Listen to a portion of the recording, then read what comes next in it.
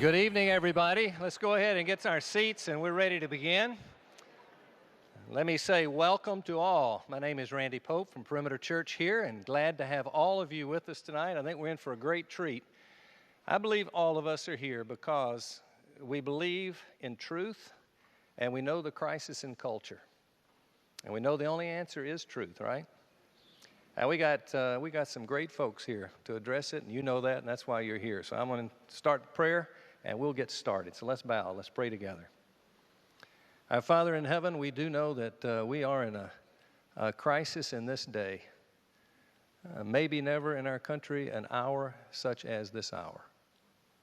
And so we're going to pray, God, would you use this event and these great men,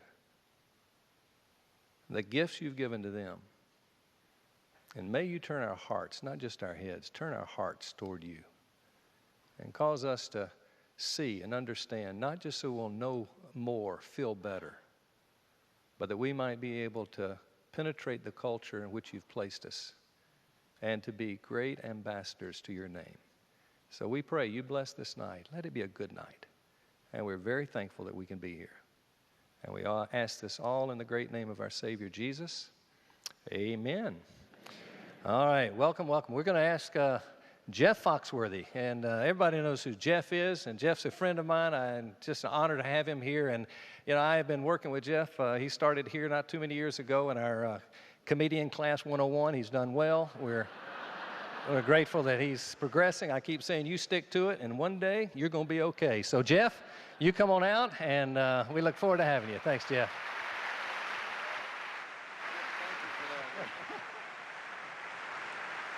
Thank you. Thank you very much. I am so excited to see all you people here because I know we come from a lot of different places, but we are of a common heart. And I'm just hoping that the words you hear tonight will go back and resonate within your families and your communities, because individually we can't do a whole lot. Collectively, we are the body. I mean, we make things happen that way. So this is cool. It's you can't throw an event like this without some sponsors. Let me take a moment to thank our sponsors tonight. Hashtag Productions, Salem Radio Atlanta, which is Talk 920. Dennis's show is on there every day from 12 until 3. Ravi Zacharias International Ministries, Liberty University and Liberty University Online, and Generations Financial. Thank you all for your sponsorship of this event. Couple of things I need to remind you of. We're going to end the evening with questions taken from the audience. So at 8:30, the line will start forming for people that have a question to ask. Please try to keep your question very brief and just ask one. Don't pile two or three on one after the other, so we can get to as many as possible. And after the event tonight, books are going to be sold and signed in the lobby by Ravi and Dennis, if you would like that. I got to be honest with you, I have no idea why I'm here tonight. Ravi called me from the Philippines and said I had moderated an event a few years ago he did at the Civic Center, and he said, I would love for you to come moderate this one. And I look at this, and you've got two of the smartest men on the planet and me. Told a group earlier, I said, I kind of feel like that thing on Sesame Street. One of these things is not like the other. And somebody pointed out this morning, they said, well, it's interesting, Ravi would ask you to moderate this on the decline of culture when you are the guy that introduced Larry the Cable Guy to the United States. So, guilty as charged. I think the problem is, see, when you host a show like Are You Smarter Than a Fifth Grader, people think you're smarter than you really are. And I would tell everybody, if they didn't give me the blue cards, that would have been the shortest show in the history of television. We had a lady that she had like a second grade grammar question. It was something about an antonym. And she said, oh, I remember there were homonyms and synonyms and antonyms. She said, I can't remember the difference in them. Can you use it in a sentence? My antonym came over for Christmas dinner. No, I know nothing, you know, and I've passed the 50 line. I used to think that was a wisdom line, you know, and I started making a list of the things that I don't know, and it's like the never-ending list. Like, I don't know how they know how long to make the cord for the first bungee jump at a new place. All right, Ed, let him jump. All right, Ed, shorten it up a little bit. Give his girlfriend a free t-shirt. I don't know why the dentist makes you lie to him. Every time I go to the dentist, he'll be looking at my mouth. He's like, oh, you have not been flossing every day, have you? No, not every day. Yeah, let me think. The last time I flossed, you did it.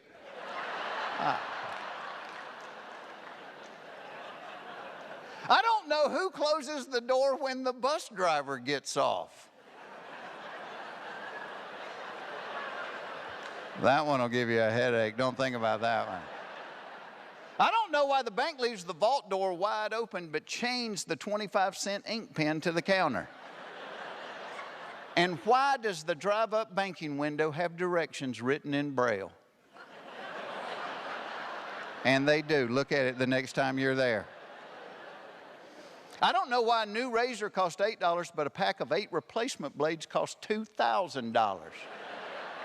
Why are razor blades so expensive? They won't even let you touch them. They got them locked up in those jewelry cases. You could put a kid through college by growing a beard. And here's why I think they're expensive. They're complicated. When I was a kid, it was one blade. You used it for a week, threw it away, got another. Now it's 5 blades, and the advertising agencies have convinced us every one of those blades has its own job.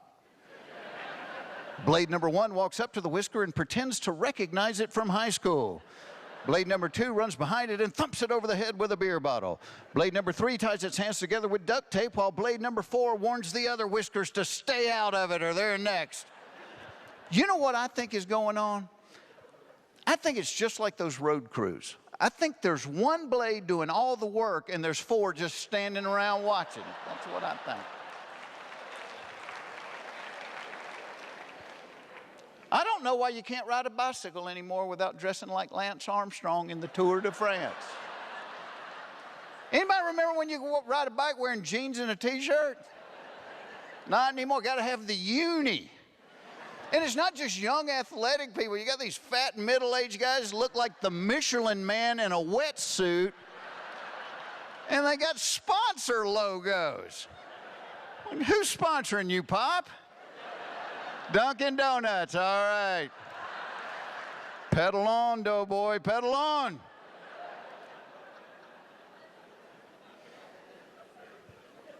I don't know why in this age of sexual equality there's still some jobs that are a man's job or a woman's job.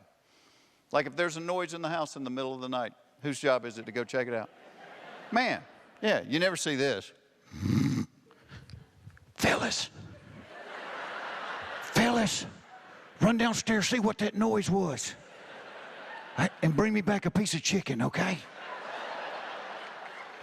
Now, if there's a noise in the house in the middle of the night, it's the man checking it out. In his underwear, carrying a baseball bat. Because that is the official uniform of suspicious noises. Underpants and a baseball bat. I don't know what we're hoping to find. Some guy in the living room in his underwear with a ball.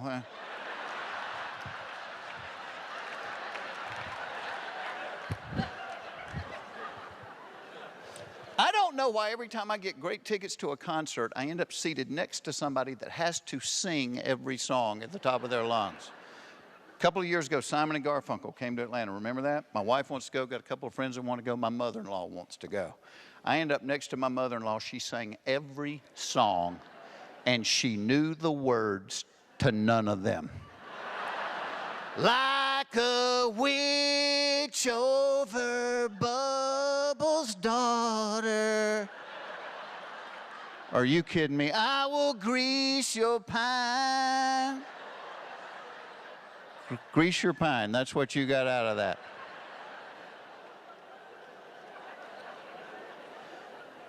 So thankfully, you're not here tonight to learn anything from me. Thankfully, we do have two, just brilliant men. It's an honor to be in their presence. Let me introduce the first one. Like me, this is the greatest gig I've ever had in my life. I live 1 mile away. Usually I'm on an airplane going to do a show, so it was pretty cool to drive 1 mile. And Ravi is also from Atlanta, and he was like, "Isn't this nice just to go out and go?" But he goes all over the world. I mean, he'll call me, and he's in the Philippines or Malaysia or India or Oxford. That's a college. And it's just one of the leading Christian apologists in the entire world. Please help me welcome Ravi Zacharias.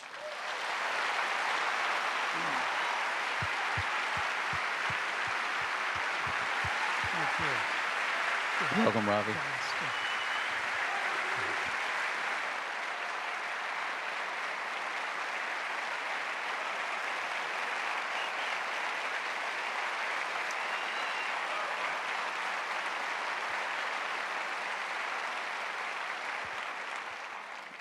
That's a little bit more than I got when I came out here. Our other distinguished guest, he's a nationally syndicated radio host. You can hear him on 9:20 a.m. from 12 until 3 every day in Atlanta. The author of many books and just a brilliant man. Please welcome Mr. Dennis Prager.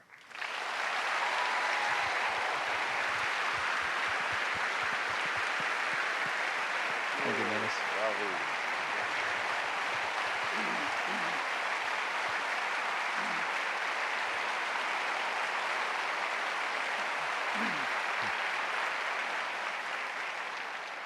Well, the subject is the decline of culture. You have home field advantage, so would you like to start us off tonight, Ravi? All right, thank you. This is a strange mix.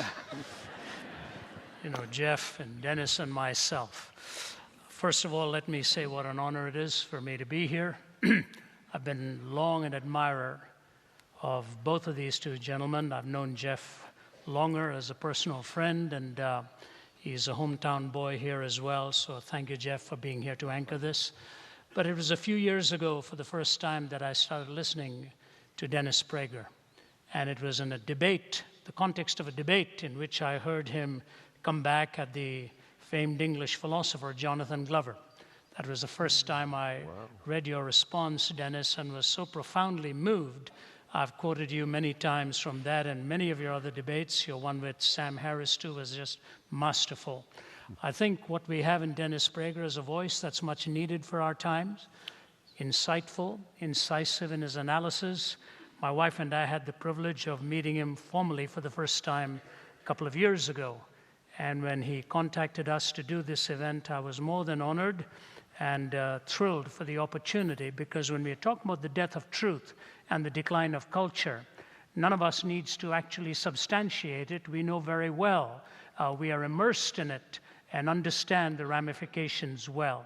Our job tonight is to try and give you the perspective from which I come to it as a Christian apologist, and Dennis will come to it as a talk show host, a Jewish philosopher. He's very well versed in world religions, understands those subjects extremely well. So let me begin with my minutes allotted here, and then after that, Dennis will be responding, and we'll go on in the program, a time of interaction for both of us, moderated by Jeff, and then an opportunity for you to ask questions at the end of the evening. Let me begin by quoting a man that I quote virtually in one form or the other in every talk I give, because he had a profound impact on my life. I had the privilege of meeting Malcolm Muggeridge just about 7 months before he died in his home in England. It was a dream come true for me. One of the things Muggeridge said in the 70s was this: it is difficult to resist the conclusion that 20th century man has decided to abolish himself. Tired of the struggle to be himself, he has created boredom out of his own affluence, impotence out of his own erotomania, and vulnerability out of his own strength. He himself blows the trumpet that brings the walls of his own cities crashing down, until at last, having educated himself into imbecility, having drugged and polluted himself into stupefaction, he keels over a weary, battered old brontosaurus and becomes extinct. That's over 40 years ago. How he's created boredom out of his own affluence, impotence out of his erotomania, vulnerability out of his strength. He blows the trumpet that brings the walls of his own cities crashing down. And that winning line of all, having educated himself into imbecility. Because the fact is that there is nothing so vulgar left in our human experience for which you cannot find some professor from somewhere to justify it. That's precisely what has happened. Now, what came of this? Two very remarkable implications. These may not necessarily be the unintended consequences, but they are the direct consequences of the choices that were made in the latter part of the last century, beginning from the 60s in the so-called Cultural Revolution. The first thing that happened was the death of truth. The death of truth. I recall some years ago when I was doing my studies at Cambridge, my wife, my children, and I were attending a trial in progress at the Old Bailey. You go into one of the upper galleries and you can pick any one of the trials that is going on. Unknown to us, it was two young girls, minors, who had charged a man with having raped them. You couldn't see the little girls because they were minors, but you could hear their voices, and they were about 12 or 14 or something. You could, barristers could see them on the screen. And I remember at the end of that, walking away with this one question, because both of the lawyers did an extraordinary job, but the man defending the person who was accused began his defense with this astounding statement. He said, "To you girls, I want to know one thing. I want you to know just one thing. I am not here to intimidate you. I'm not here to embarrass you. I'm not here to hurt you. I want only one thing from you. That is the truth. I just want the truth. If you don't know the answer to what I'm seeking, tell me that. But I don't want you to lie to any of the questions I'm raising. Only tell me the truth. If you can't remember, that's fine. I just want the truth." And then he moved into a very incredible line of questioning. And he said something like this. Now, supposedly this happened 2.5 months ago. Is that correct? They said, yes. Can you tell me why it took 2.5 months for you to finally talk to your parents about it? And the struggle with the answer, and all of us can understand if indeed it was traumatic. There are all kinds of extenuating circumstances. But then he said this. He said, "Is it true that on the day that you decided to talk to your mommy and daddy, both of you, this man saw you at such and such a place doing such and such a thing, and he said he was going to come and meet your mommy and daddy that night and tell them what he saw you up to that afternoon? Is that true?" My daughter was there. My wife was there. By the time the questioning was unraveling out there, all of us walked away with one conclusion. We did not know what was the truth. Now, I just want to say this to you, ladies and gentlemen.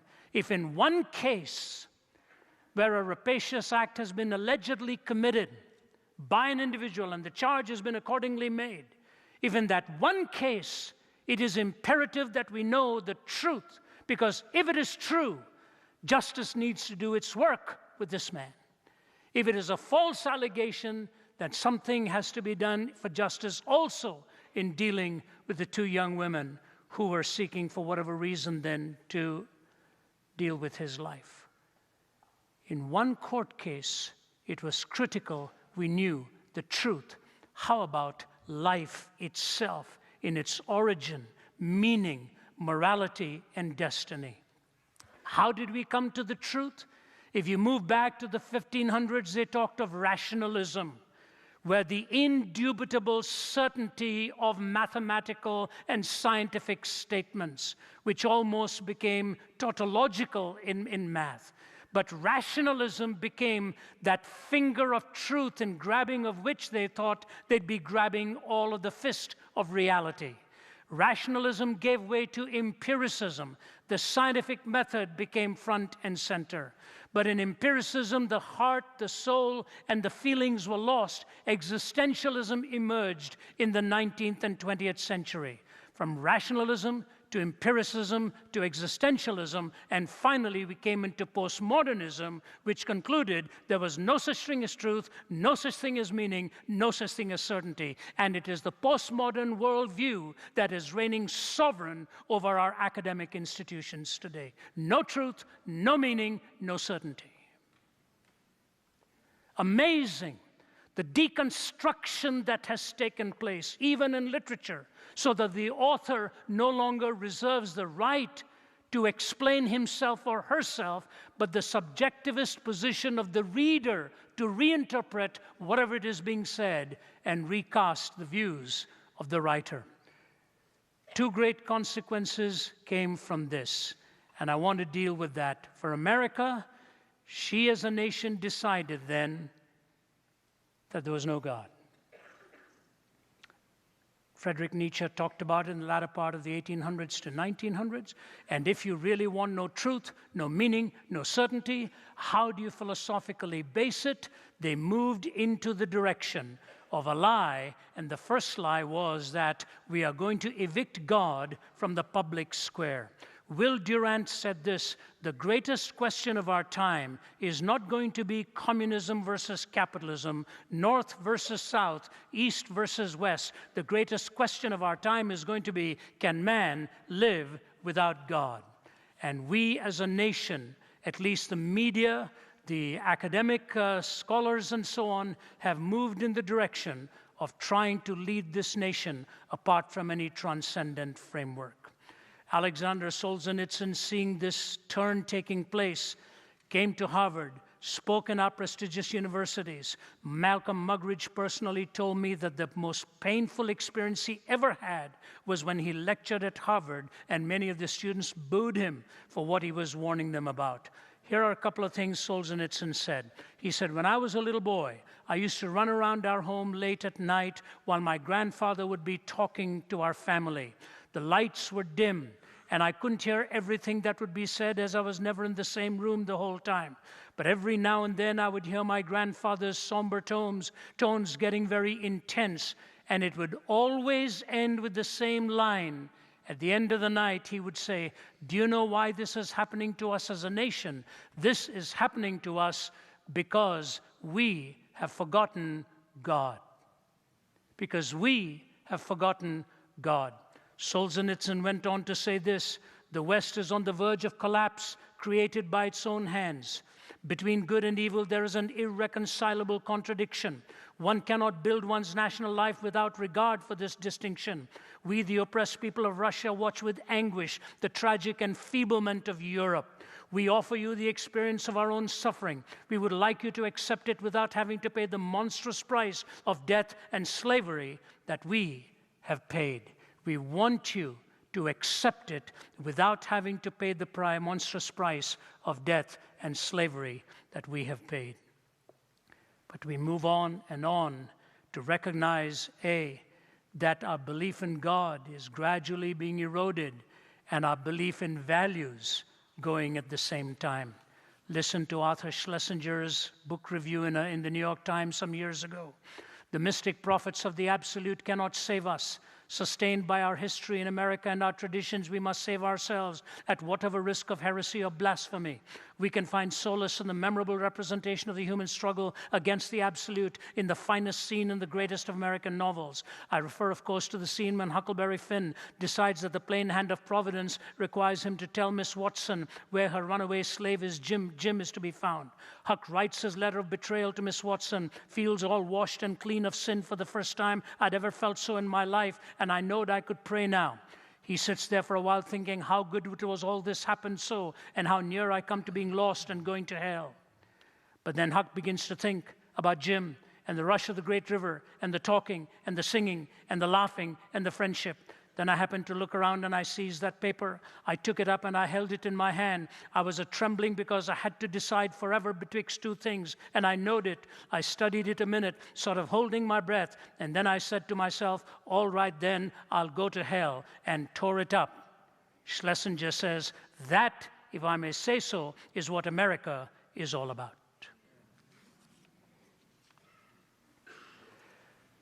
He never paused to explain that the problem had come in the first place because of the forgotten absolute.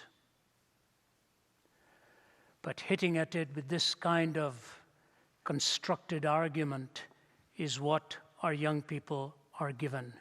Now I say to you this, what's happened? Very simply, when you do away with the absolute, when you do not know where to park it, of all places we ought not to have parked it, we have parked it precisely there. Now right and wrong is defined as being politically correct. If you ask an average person which is the one institution they distrust the most, it would probably be the political institution. And now our right and wrong is defined on either being politically correct or politically incorrect. And how do we solve it? We now call it tolerance, which is a fluid term at best. Let me wind this down and try to give you at least a hint at an answer here. You see, there are three kinds of cultures. A theonomous culture, where God's law is considered in the heart of people. It used to be something like natural law. Heteronymous culture, where a handful dictate to the masses. Iran is a heteronymous culture religiously. China is a heteronymous culture in secular terms. Theonomous, God's law is in the heart of humanity, and we live by that natural law. Heteronymous, where a handful from the top dictate to the many. America is neither of those now. So what do we call ourselves? An autonomous culture. Autos meaning self, nomos meaning law, which means we are a law unto ourselves individually. Fair enough.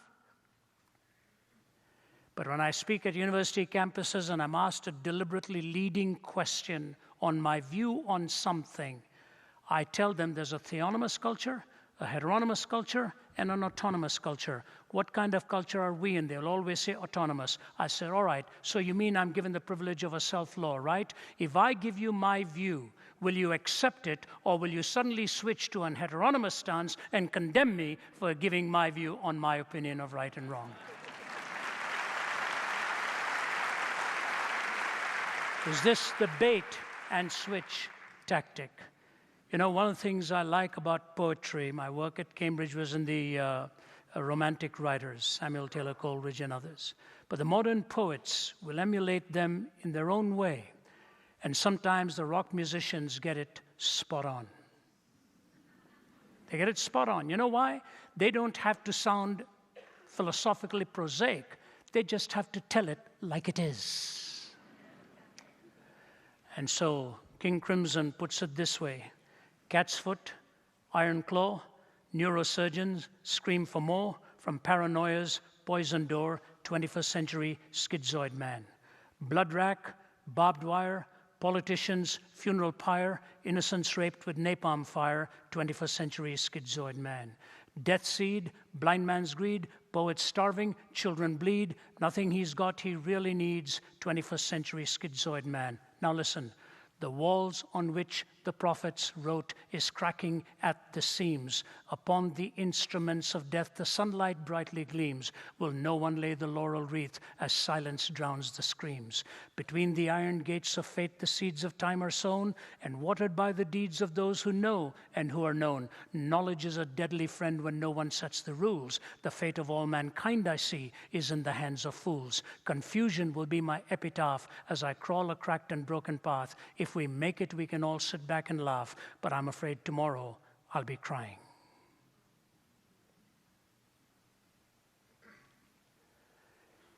You see, you go back to the book of Genesis, there's only one prohibition.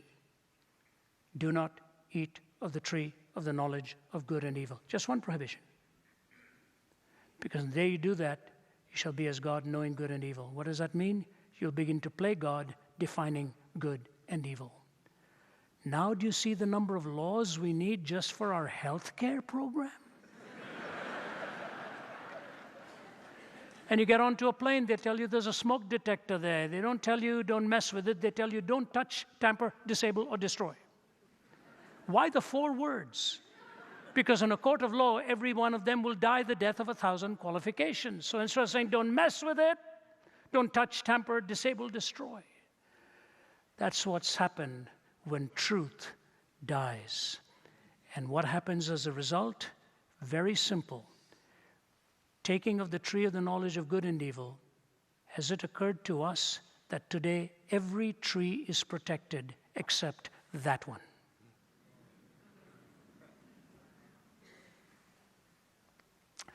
Why are Dennis and I here? We have a common starting point, we have a common goal. The common starting point, he believes as I do, we are all made in the image of God, the Imago Dei. What is the goal he has in his heart as I do in mine? I can give you a simple illustration, and with that I will close and bring him on. Dennis, a few years ago, I was writing a book on a series of conversations, and one of them was Jesus Talks to Hitler, the Lamb of the Führer. And I was in Jerusalem and meeting with a prominent Israeli scholar, Moisés Sharon, who has written a multiple volume set on every inscription in Arabic in the Middle East. I'd met him for the first time. He was very cordial, took me into his office and so on. And after we talked for a little while on the book I was writing, doing my research in the Holocaust Museum and so on, he leaned forward and he said, "Mr. Zacharias, you're a very clever man, but I'll tell you something you don't know." I said, "Dr. Sharon, there's a lot I don't know. Please tell me." He said, "Before I became a professor, I worked for the Mossad." He said, "I picked up broken bodies of suicide bombers." He said, "So let me ask you this question. Your goal in life is to have communion with God, isn't it?" I said, "Yes, sir." He said, "So is mine. I want to have communion with God, and so is yours." He said, "The men whose bodies I picked up on the streets blown up had a lead-like garment in the area that they wanted to protect so that they could use it in paradise." Now, that may not be the view that every one of them from that worldview holds to. He was just telling me about those who blew themselves up. He says, how do you talk to the person whose goal itself is purely material and sensual? He said, you and I can talk because our goal is the same, to someday find communion with God. And so I just say to you, it is a distinct honor to be here and present this gentleman to speak to you, and I want to close with one paragraph here from G.K. Chesterton that I think is fascinating. "Nothing sublimely artistic has ever arisen out of mere art, any more than anything essentially reasonable has ever arisen out of pure reason. There must always be a rich moral soil for any great aesthetic growth. There must always be a rich moral soil for any great aesthetic growth." And Dr. Prager and I have that same burden to bring that moral soil back into our culture, because when truth is planted into a moral soil, it'll sprout and bring forth the right kind of fruit. And that's why our dialogue tonight. God bless you. Thank you.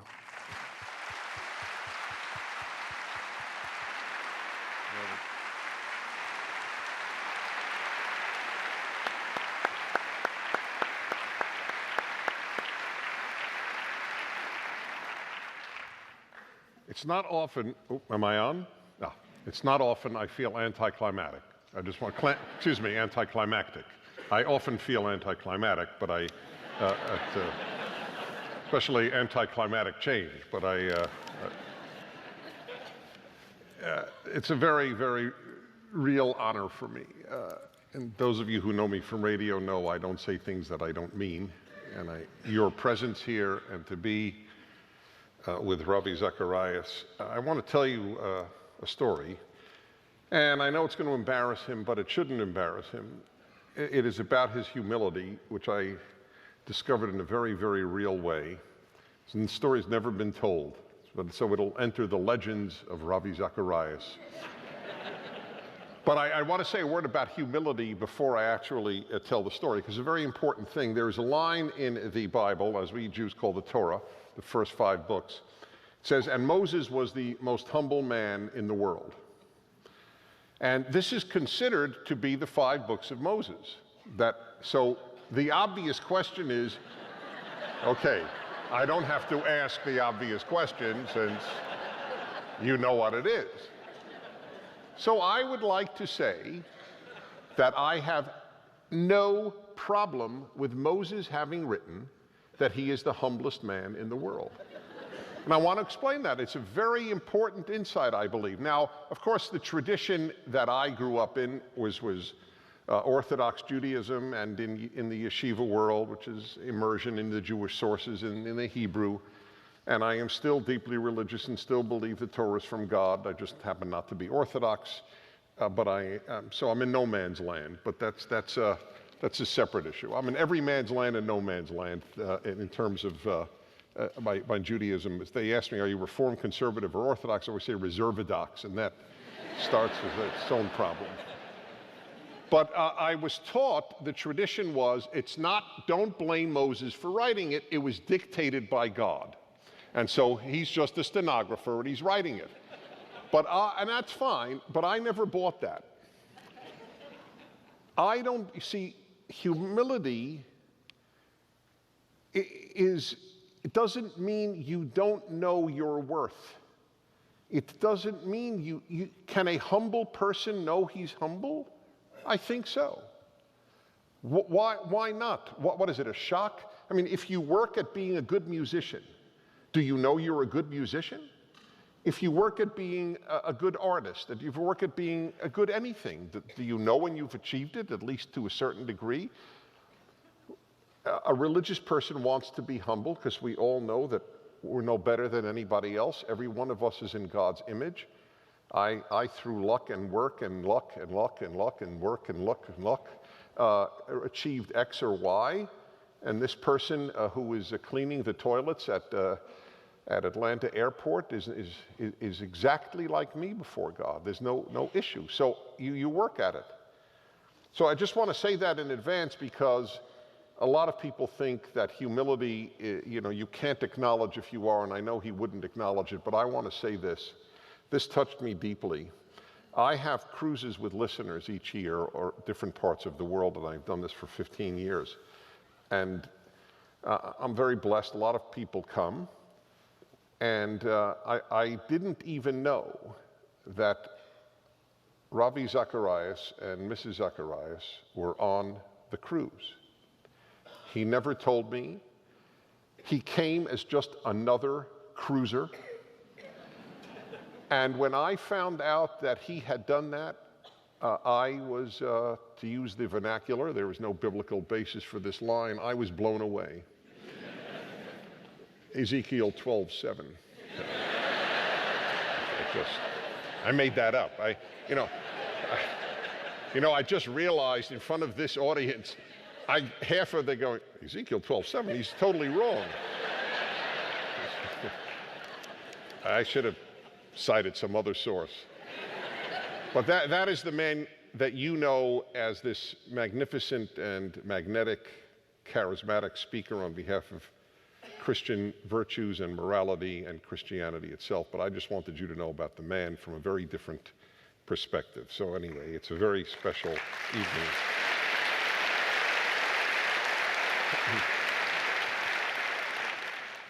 By the way, I will say one thing. Those of you who listen to my show regularly might know that one of my mottos is that I talk about everything in life except what?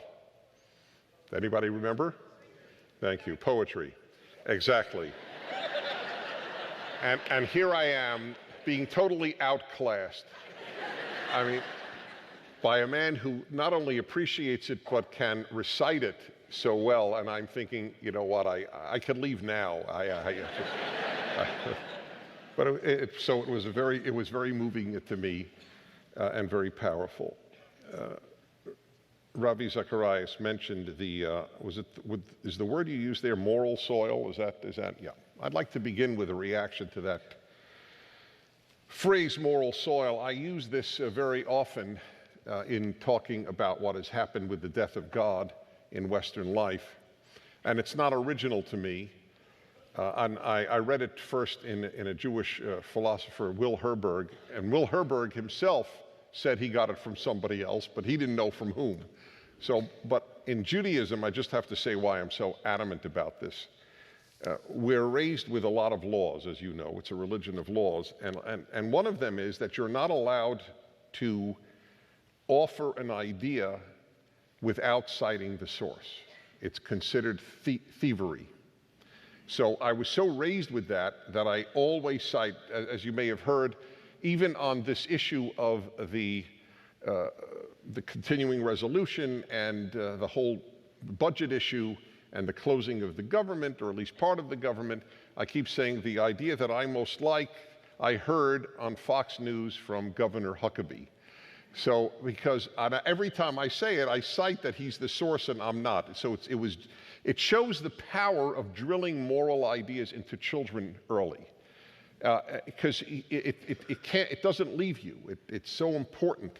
When I heard it over and over, and I'll tell you the Hebrew phrase. I won't say it in Hebrew, but I'll tell it to you in English. I learned it in Hebrew, but it's so powerful. Okay, I have to do it because I have to translate. Whoever brings a word or a statement in the name of the person who said it, brings redemption to the world. It's an unbelievable statement when you think about it. Just for citing a source, you bring redemption to the world. And again, just like with the Moses phrase, because this is how we're taught in Jewish school, always ask why. Why? Why do you bring redemption to the world just for citing a source? Because you're interested more in truth than in ego. That's why.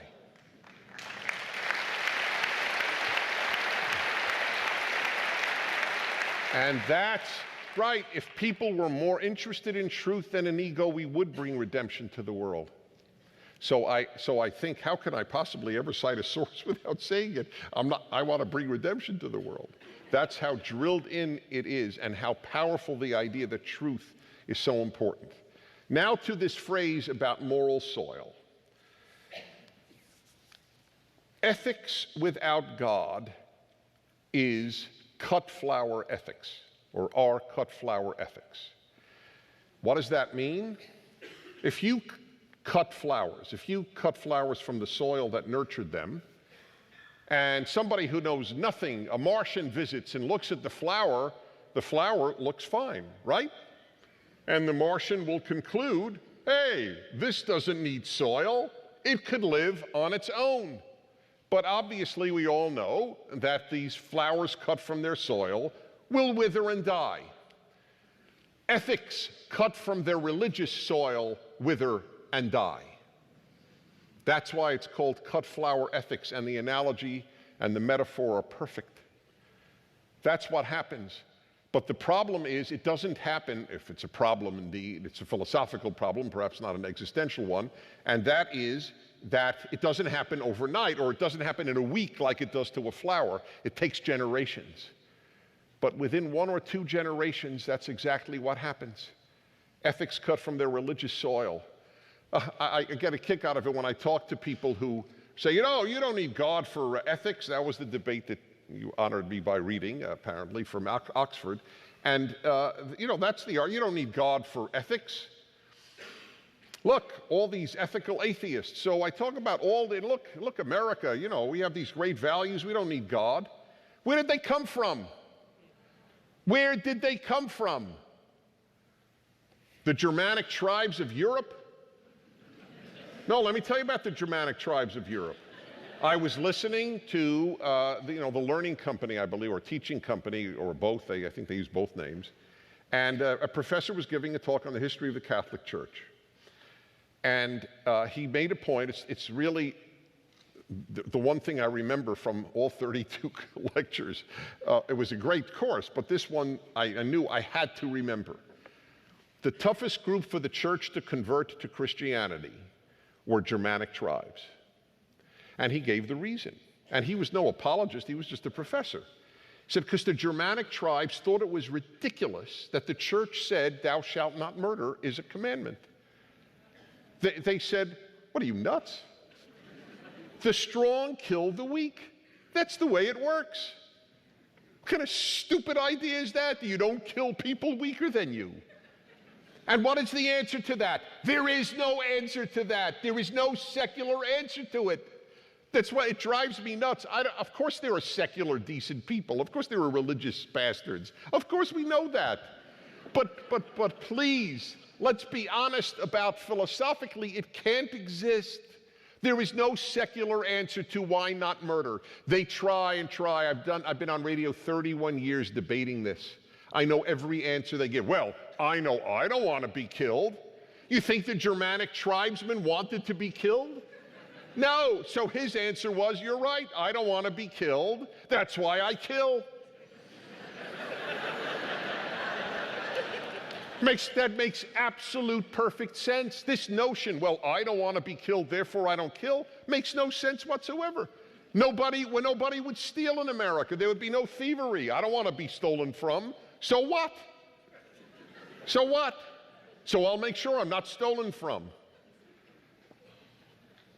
If there is no God who says, thou shalt not murder, murder is not wrong. This drives atheists crazy. It drives them. I just wrote my syndicated column 3 weeks ago, a response to Dawkins, the famous atheist evolutionary biologist in Britain. And the most interesting thing I will say, and it's not even humility, is not my piece. It's the reactions to my piece. Thousands and thousands of comments from angry, bitter atheists mocking the idea that if there isn't a God who says, thou shalt not murder, murder isn't wrong. And yet every honest atheist philosopher I have debated or read has acknowledged that. They still don't believe in God, and they say, look, you still have to come up with ethics, otherwise we will destroy ourselves. That's fine. But they acknowledge if there is no God, then there is no absolute, period. What says murder is wrong? DNA? Where's the gene for morality? Where can I see it in a test tube? It doesn't exist. It's just taste. I like yellow, you like blue, I like murder, you like non-murder. That is all it is. It's taste. So yes, we live in the age of cut flower ethics. We live in another age as a result of the death of God. It's called what I call the age of feelings. And I will tell you again, I will give you where I learned this, and I learned everything. I have to give credit to where it's due. I learned it all, really. I've spent my life, in effect, universalizing the Jewish ideas that my yeshiva training gave me till the age of 18. Half-day Jewish studies in Hebrew and half-day secular studies in English. And you will love this story. It changed my life in 4th grade. The rabbi announced to the class, boys, it's time, and I'll use it the way he said it, time to daven mincha, which means it is time for the afternoon prayers. So I walked over to the rabbi. God blessed me with chutzpah.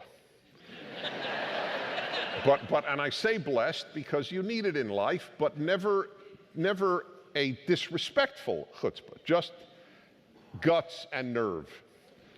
And I walked over very politely, and I looked up and I said, Rabbi Fostag, I'm not in the mood.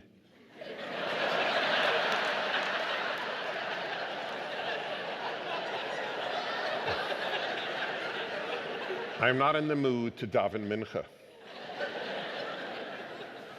And I tell you, if I could have a video, 5 videos of my childhood, one of them would be Rabbi Fostag's reaction. The man who's a rabbi from Eastern Europe, he knew English very well, but in his life he had never heard mood and daven mincha in the same sentence. So he thinks and he thinks, and he finally says, he looks up and he goes, Dennis Prager is not in the mood to daven mincha.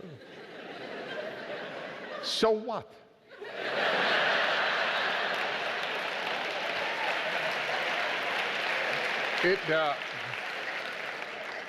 You have to understand it was life-changing. That I learned that neither the rabbi nor God gave a hoot about my mood. That I had to act independent of my mood. This shaped my life. It shaped my life. It shaped my message on the radio. It shaped the most controversial thing I ever wrote, which you could look up tonight, and I'm sure many husbands will, and that is when a woman is not in the mood. So all you women who laughed at me before are not laughing quite as hard now. But I'm serious. That is exactly Judaism's approach to this stuff. Mood schmood. That's it. You know, there are things you got to do in life even if you're not in the mood. We live in the age of mood, the age of feelings. There are no directives. There is no commander. There are no commandments. How do you feel about it? That's all that determines how one acts. How do you feel? My older son was 3 years old, and some 6, 7, 8-year-old bully walked over to him in a park in LA where I live and just threw him down on the ground. And I wasn't there. This was told to me by his mom. And she said, I couldn't believe what happened next. The mother ran over to this boy and said, "Darling, what's troubling you?" And as I have often said, I never met this woman. I know nothing about this woman, but I am willing to bet a large sum of money on one thing, that she attended graduate school.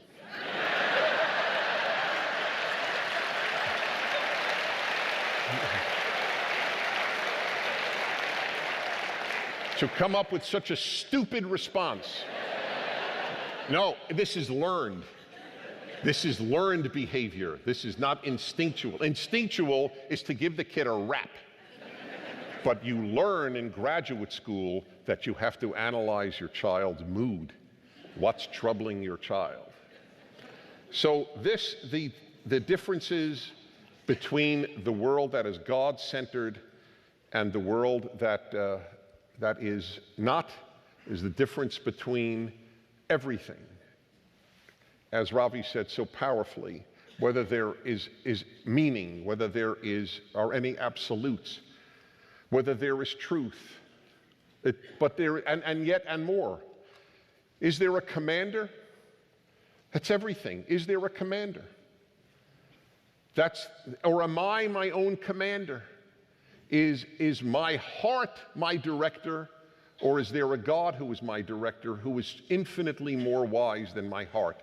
That's what it's ultimately about. And that's why we have virtually everything in common. Of course, we don't have all theological beliefs in common, but that's not uncommon even among Christians. Protestants and Catholics don't have identical views. And obviously, many Christians don't even consider Mormons, who call themselves, of course, Latter-day Saints. And by the way, every Christian I know, even though they have great differences with Mormons theologically, knows what beautiful family lives Mormons have built and what contributions they have made to the country, and I acknowledge that. And the final analysis, God will determine all of those things from my view, but I do know this. There's one great teaching that I do believe, and with this I will conclude my response. If I had to summarize my religion, Judaism, while standing on one leg, and that the reason I say it that way is because it's a very famous story in the Talmud, which is the holiest book in Judaism after the Bible. And that book has a story of the two greatest rabbis of their age, about 400 AD, so what is that, 1,700 years ago? So a pagan came over to them and said, "Can you explain your religion while standing on one leg?" And one rabbi hit him with his cane. This is the story. One rabbi, and he was one of the two great rabbis. Shammai was his name. And he hit the guy away. What, are you kidding? I'm going to tell you all of Judaism while standing on one leg? Get the hell out of here. I mean, moral, I'm freshening it.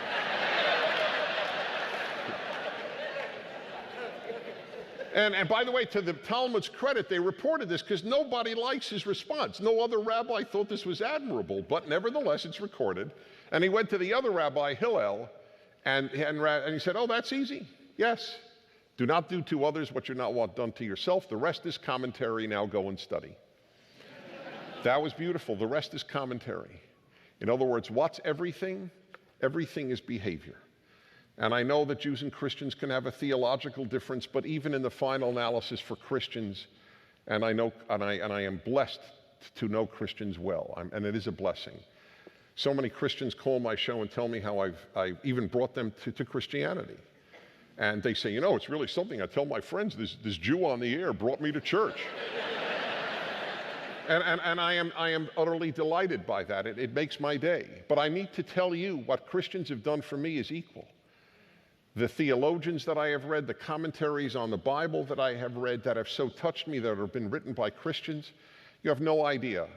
Only I know, really. You can only imagine, but I know what debt I owe to Christians for my own faith, just as Christians owe, in some cases, a debt for mine. But this is where Judaism has this great teaching. Behavior is everything.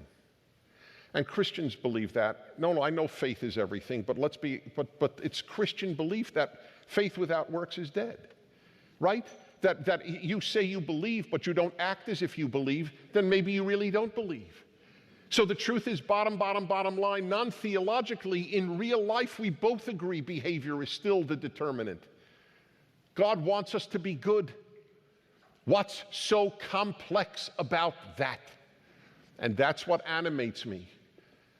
And because I know if God doesn't want us to be good, we won't be good. Thanks very much.